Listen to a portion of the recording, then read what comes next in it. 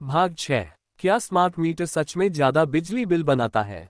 नमस्कार दोस्तों, अब हम इस वीडियो के सबसे चर्चित सवाल पर आते हैं। क्या स्मार्ट मीटर लगने के बाद बिजली का बिल बढ़ जाता है? ये सवाल आज लाखों लोगों के मन में है।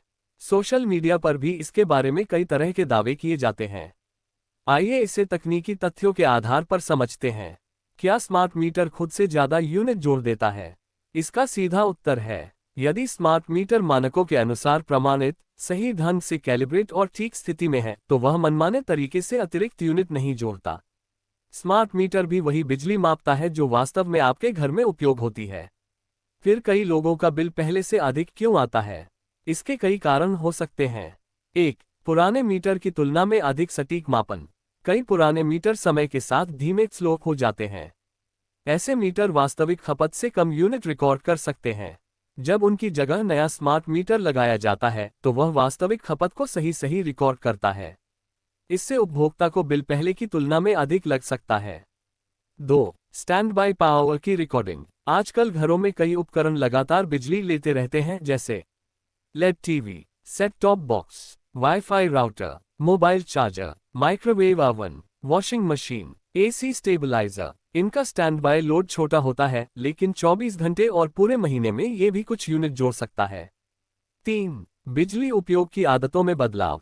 कई बार नए उपकरण जैसे air conditioner, geyser, induction cooktop, water pump लगने के बाद बिजली की खपत बढ़ जाती है, लेकिन उपभोक्ता इसका ध्यान नहीं रखते। 4. मीटर बदलने के समय रीडिंग का अंतर। यदि पुराने मीटर की अंतिम रीडिंग और नए मीटर की प्रारंभिक रीडिंग का सही मिलान नहीं किया गया हो, तो बिल में अंतर दिखाई दे सकता है। ऐसे मामलों में बिजली कंपनी से जांच करानी चाहिए। यदि आपको बिल पर संदेह हो तो क्या करें? यदि आपको लगता है कि बिल सामान्य से बहुत अधिक आया है, तो पिछले 6 महीनों के बिलों की तुलना करें। घर के उपकरणों की वास्तविक खपत का अनुमान लगाएं।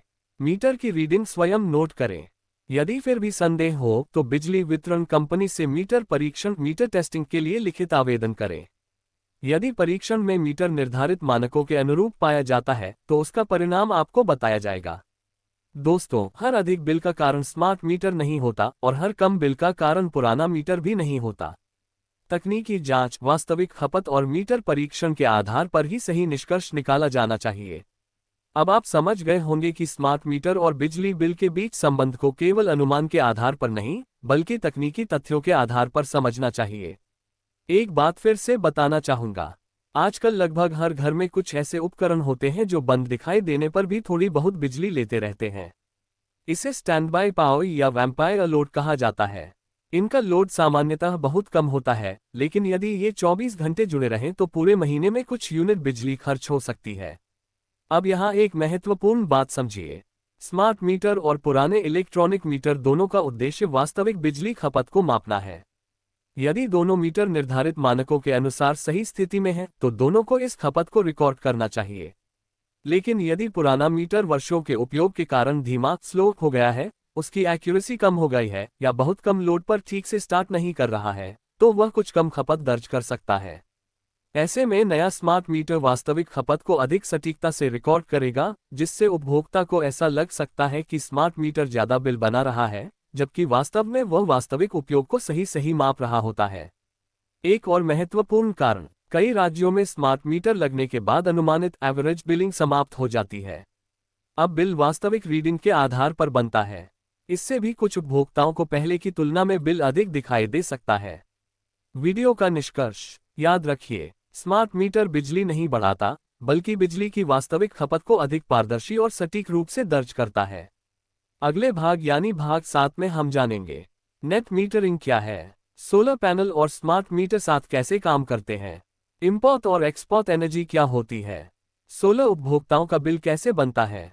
ये भाग विशेष रूप से सोलर सिस्टम उपयोग करने वाले उपभोक्ताओं और इंजीनियरों के लिए बहुत उपयोगी होगा।